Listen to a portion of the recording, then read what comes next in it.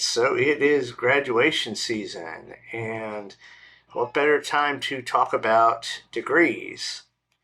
And in the background, I have the assistance of Fred Cat and probably his sister Wilma Cat too.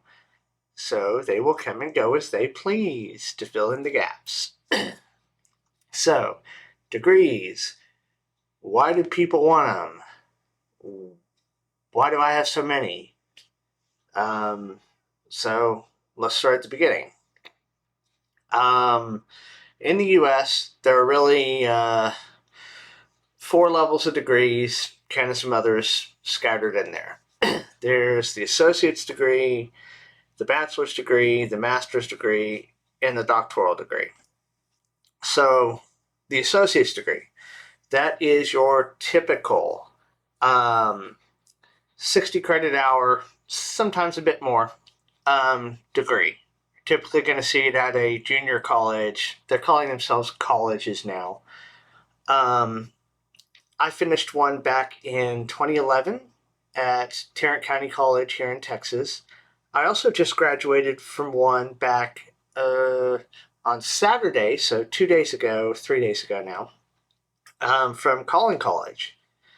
And I'll go into why I did that again here in a little bit.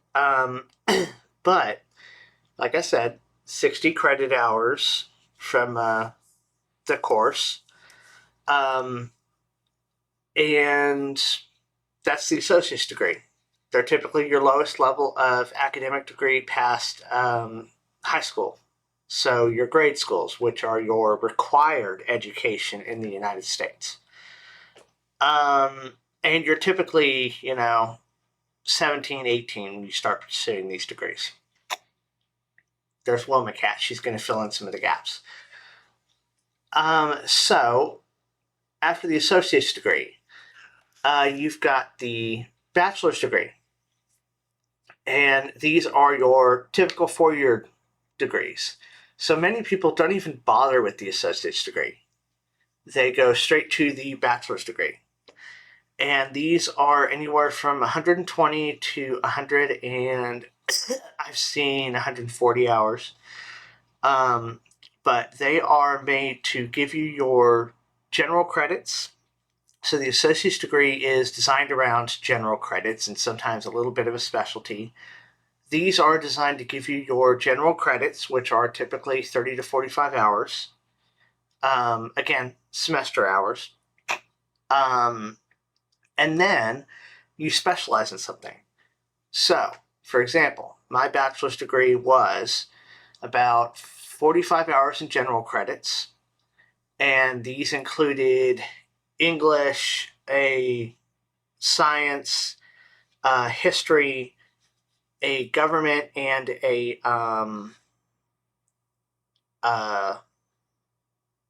government and a local, a U.S. government and a local government, so United States and the Texas government.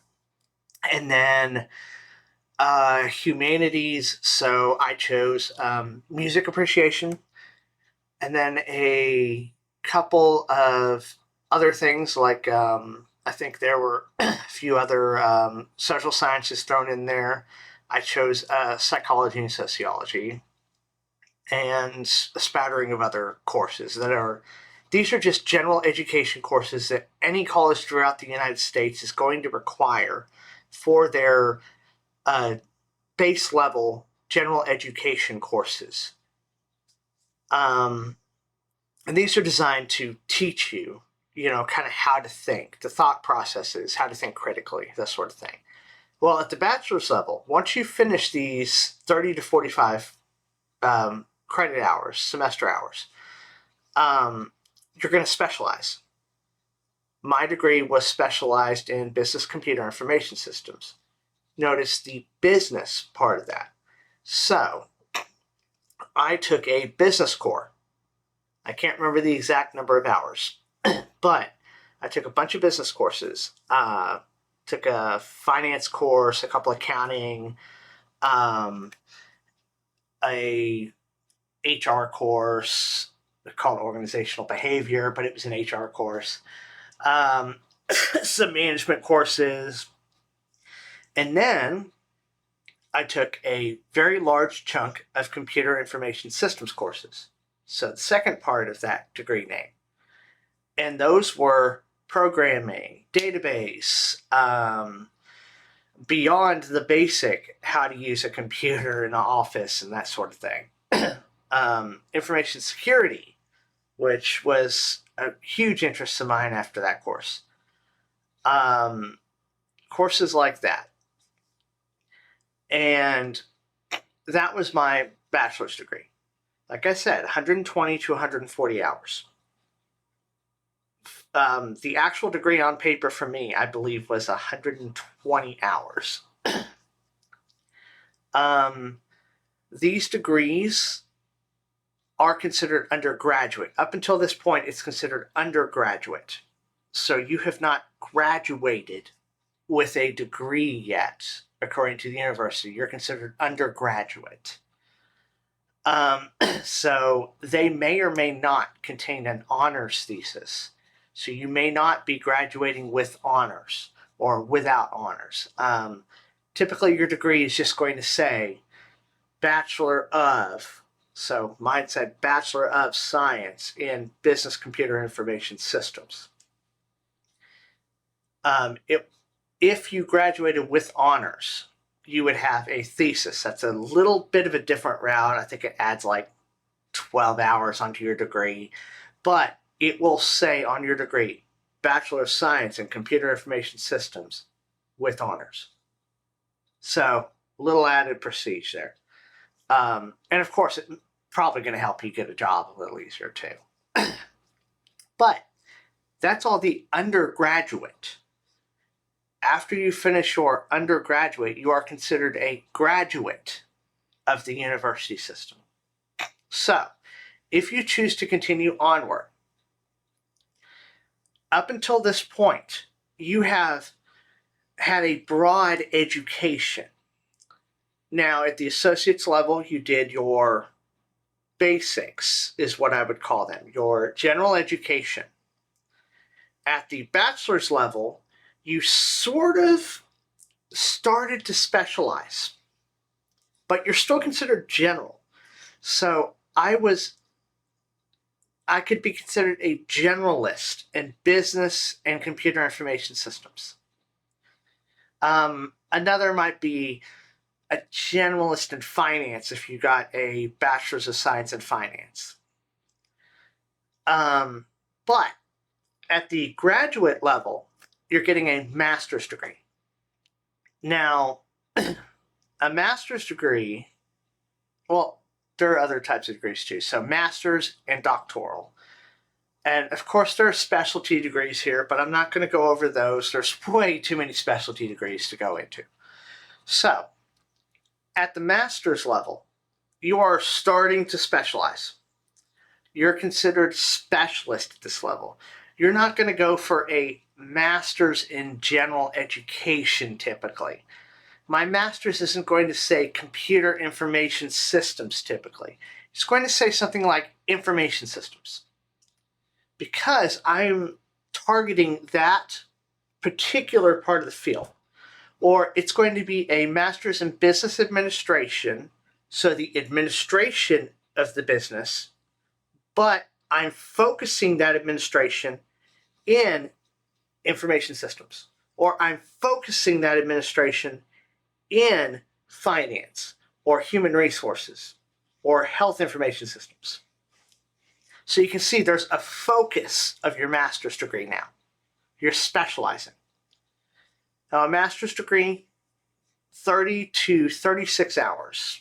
I've seen some up to 45. Again, these are specialists you're focusing. These, it depends on your field, whether you're going to have a thesis or not. Some of them can have a internship focus. You're looking at things like accounting. That's going to be heavily internship focused. You're not going to do a thesis. They're going to want you to have that practical experience. You're looking to go straight into the field after it. So they're wanting you to have that heavy hands-on. In fact, accountants typically don't get a bachelor's per se. They get a pass-through bachelor's because they're typically in combined bachelor's master's programs where they skip their last level of senior level undergraduate courses and take their first year of graduate courses in place of that, so that when they graduate, they get a pass-through bachelor's. Some universities award that bachelor's at the same time as the master's.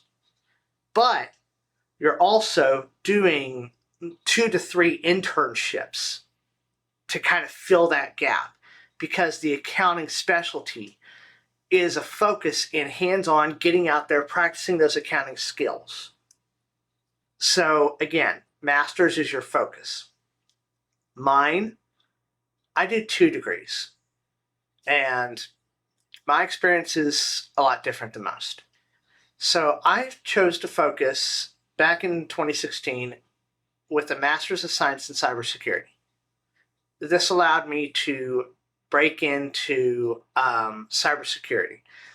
And there's going to be a different video on my kind of career journey.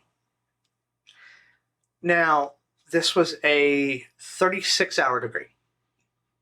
In that, I took specialty courses. I took a course in finance, of course, because at the master's level, you still need to know some finance stuff, especially if you're going to administer a cybersecurity program, which is what this degree was designed to do.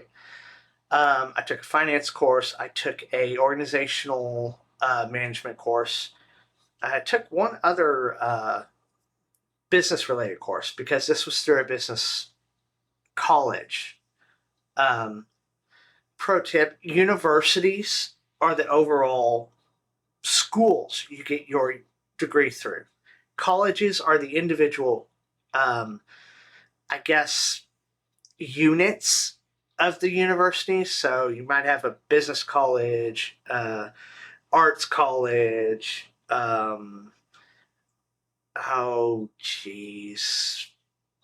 other colleges, social sciences college, But mine was through a business college. So the remainder of my courses, that was just 9 business hours, 9 business semester hours. The remainder of that 36 courses was all focused in cybersecurity.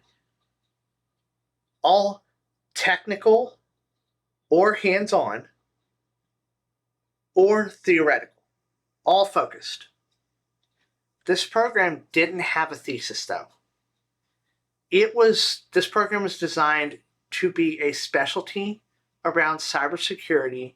The program itself had one singular purpose: to bring in professionals who could either hit the ground running as cybersecurity professionals or could transition from IT professionals into a management role and become cybersecurity managers. Now, I was the former. I transitioned from being an IT professional into a cybersecurity role. So, a few years later, I decided I've got some gaps here. I would like to fill some of those IT-based gaps. And I just really do well with structured learning. I really like the university systems. So I chose to pursue a second master's. This one was a Master of Science in Information Systems. Again, focused in information systems. Now, this one also had a sub-focus, you can call it, in cybersecurity.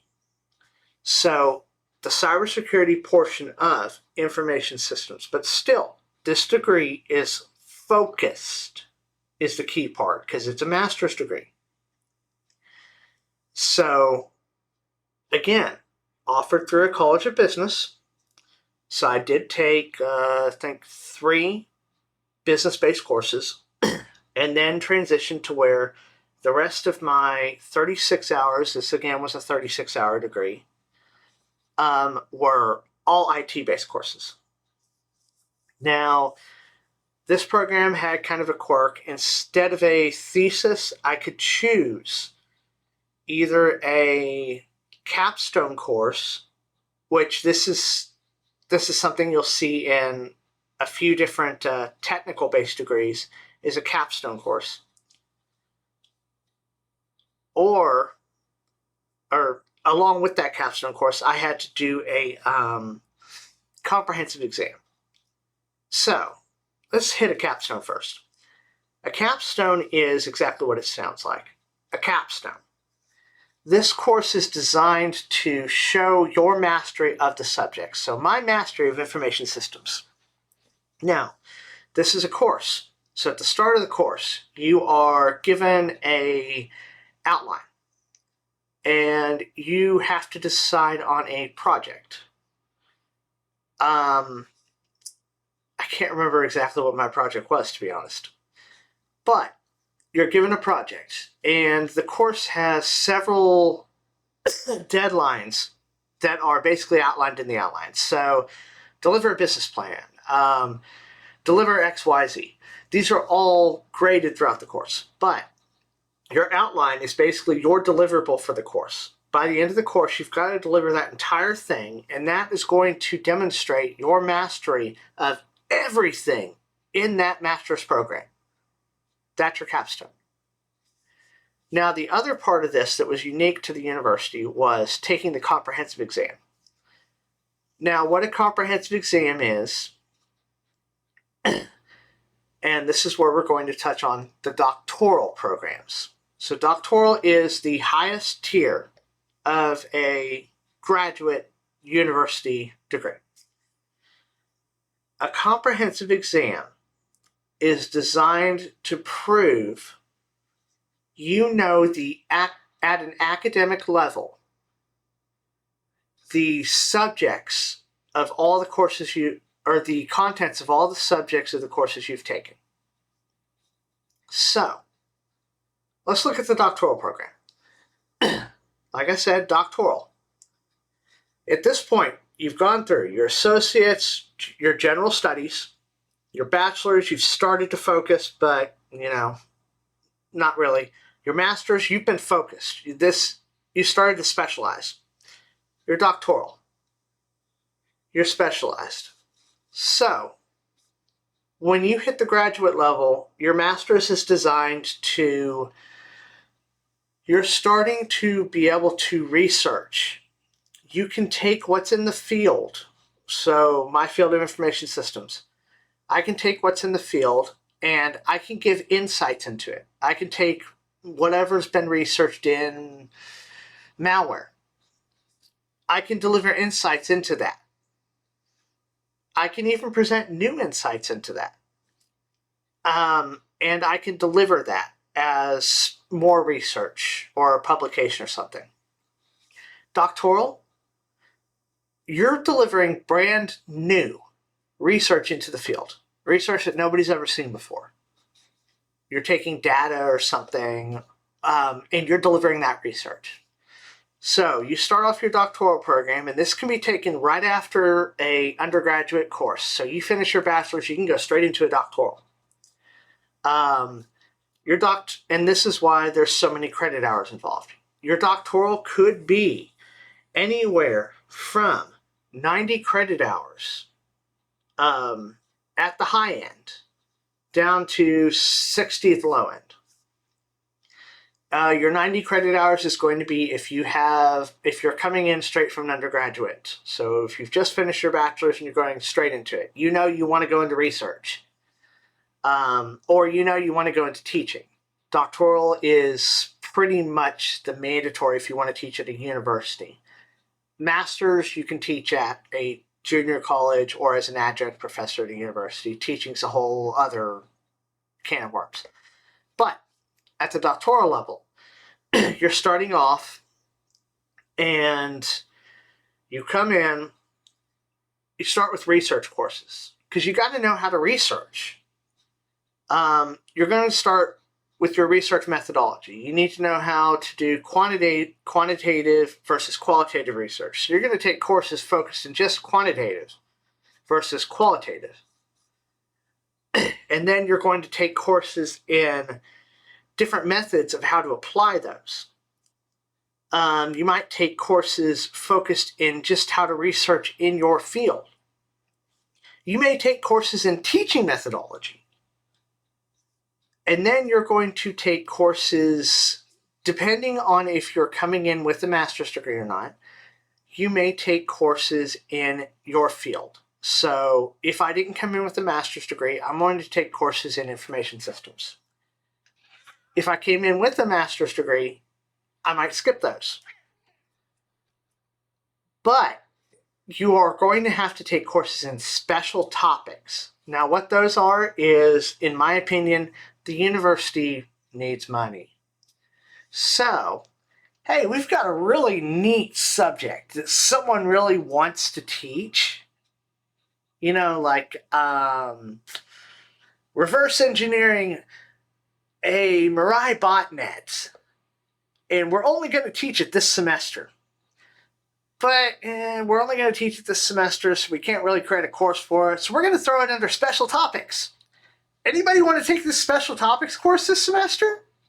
That's what a special topics course is. So, your degree may say you've got to take 4 special topics courses within the first 3 years of your degree. All right, cool. That's what special topics is. So, again, you've got this 90 to 60 credit hours. It's, of course, it's structured, but you've got to fill it. So, what's your finished product here? Like, what are you actually going towards besides the doctoral degree? Well, at a certain point, probably by the end of the 30-hour mark if you're coming in with a master's, or the 60-hour mark if you're coming in without a master's, you'll hit the part where you are proposing your doctoral thesis. You're proposing your doctoral thesis. So, you are proposing, this is what I want to do my dissertation on. My final work. The culmination of all of my undergraduate and graduate studies. This is what I want to focus my publishable research and my single new contribution to the field. This is what I want to focus it on. You're going to submit that proposal. Now, at the same time, all these courses you've been taking, you're going to take that comprehensive exam on them. So, your committee head, who is in charge of preparing you for your proposal, is going to sit down and look and say, well, you took this course and you took that course, or you didn't take this course. And they're going to write your professors and say, all right, what are the key things that this student should have walked away from this course learning? Or maybe give me your final exam. And then they'll take that and they'll create your comprehensive exam. I don't know how many questions are in that. I think mine had like 80. And that exam is going to be either graded on a pass or fail, or it's going to be, honestly, I don't know. I think it's always graded on a pass or fail. But you're going to be required to pass that. So, before you can proceed to the next step, you have to pass that comprehensive exam. You have to submit your thesis proposal, and that proposal has to be accepted. So, you passed your comprehensive exam. Your proposal was accepted. At this point, your committee is dissolved and your dissertation committee is formed. You now are in the home stretch, the hardest stretch. At this point, you're cleared to do your research.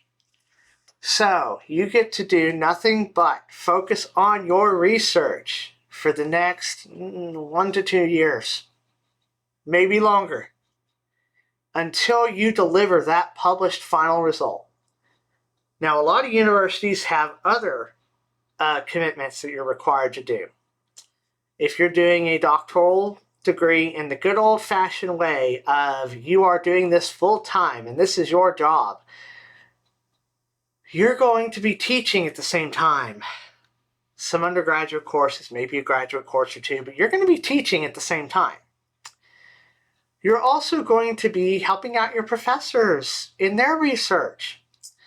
Maybe publishing some smaller papers with them.